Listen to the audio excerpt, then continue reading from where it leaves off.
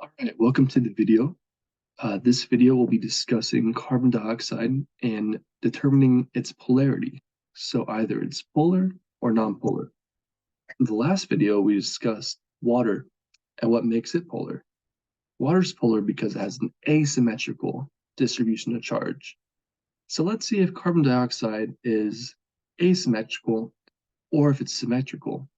So when it's symmetrical, there's not going to be a net dipole because the dipole moments are going to cancel out essentially.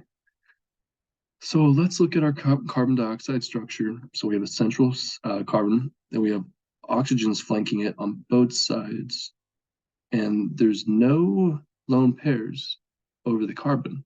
So this means it's going to have a linear molecular shape, right? So now let's look at these numbers in the parentheses. So oxygen is going to have a 3.5 negativity number, and this is very, very high. The only other element that has a higher electronegativity is fluorine. So both oxygen, fluorine, any of those very electronegative elements. So think of Funkelbrich, that's our mnemonic. So we got fluorine, oxygen, nitrogen, chlorine, and so on.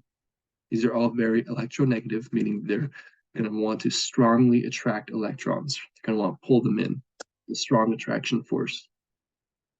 So knowing that, we can say there's going to be a dipole moment in both directions.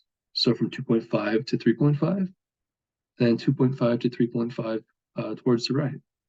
So what does this mean? So for making our net dipole, we're not going to be able to make one. And why is this? Because our dipole moments, our individual dipoles are canceling out. So one's going in one direction, the other's going in one direction. So they're essentially just going to cancel. And this means this distribution of charge is going to be symmetrical. And when it's symmetrical, we know it's nonpolar. So carbon dioxide is a nonpolar molecule. So no net dipole means non-polarity, as there is a symmetrical distribution of charge.